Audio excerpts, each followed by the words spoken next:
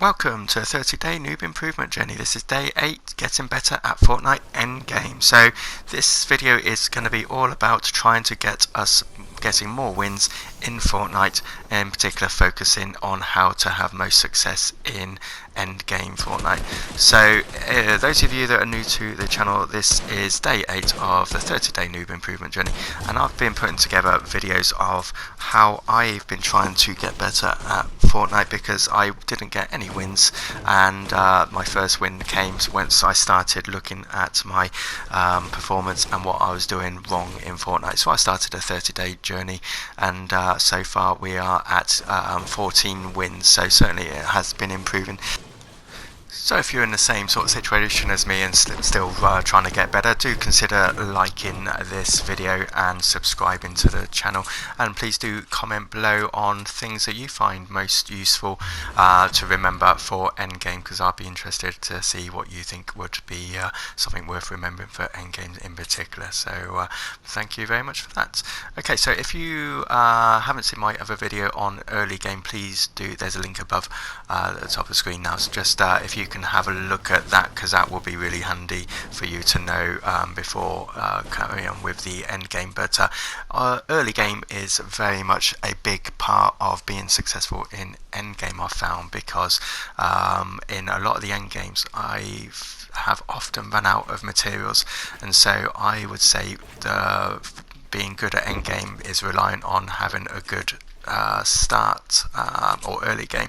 So with the early game, certainly make sure you are getting lots of materials and try to make sure you've got full health from the start. So you'll see in this game I had already landed in a location which, if you know me, know any of the other videos, you know I love landing at Slurpy Swamp because I always leave there with full health, full shields and full materials, or full wood anyway in particular. So certainly best to try and make sure early game you've got full shields and spare shields for when after you've had any fights, and also med kits, etc. for when you have had battles. And you'll see during this game I use up med kits and shields quite a lot during this game, so if I didn't have those already, then it would be a bit harder to recover, obviously, between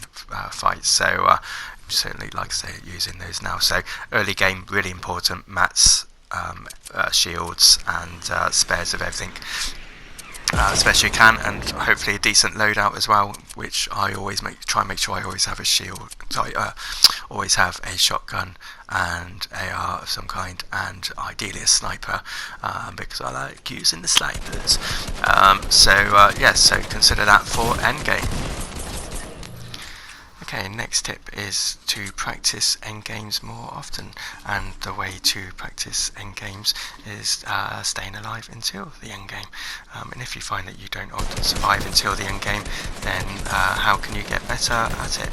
The answer, I find, was to rotate through quieter areas of the maps to avoid other players, and by doing this you are staying alive to reach endgame, so you can then practice it more so you get better. For me, when I used to reach endgame, I would feel more pressure, start to panic and make more poor decisions. So by avoiding other players, I got to the endgame more often, so practice more, and now less flustered when getting to that part of the game. I'm still learning, but the more I get there, the calmer I am getting, so that is really beneficial and worth trying, I would suggest. The next tip is to try to make sure you always stay out of the storm, and so keep an eye on when the new circles are forming and make your way there as soon as you can, so that you're not risking being in the storm. If you're anything like me, you'll have lost plenty of lives and plenty of health by getting stuck in the storm, so do make sure you stay ahead of that and keep an eye out for when the circles appear, so you can get straight over to them.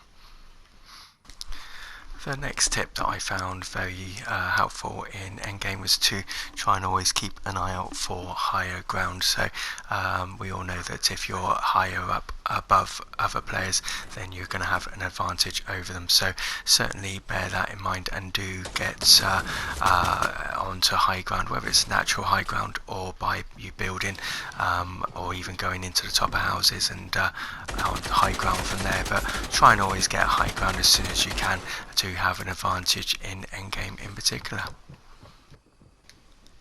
The next tip is to always keep an eye out on how many players remain in the game. Now I know that sounds really obvious, and you would think that you would be aware of that all the way through, but I was rarely aware of that, firstly because I rarely got towards the end of the final 5 players or so, but as I started to get closer to the end of the game and started doing this journey, I started getting better and was getting to the end of the game more. But the first few wins that I got, I didn't even realise that I'd even got down to the last 2 or 3, and then all of a sudden the Victory Royale showed up, so I didn't even realise that I was in the last couple.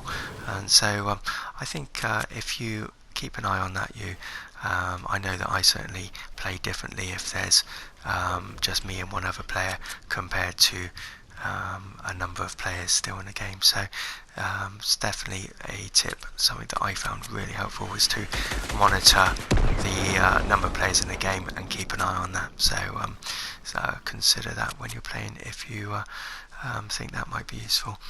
So this is the final game. Here you see that there's 3 players remaining, and including me, and these 2 players are about to fight, and I can tell that one of those are going to die between them here, so that leaves me and one other player.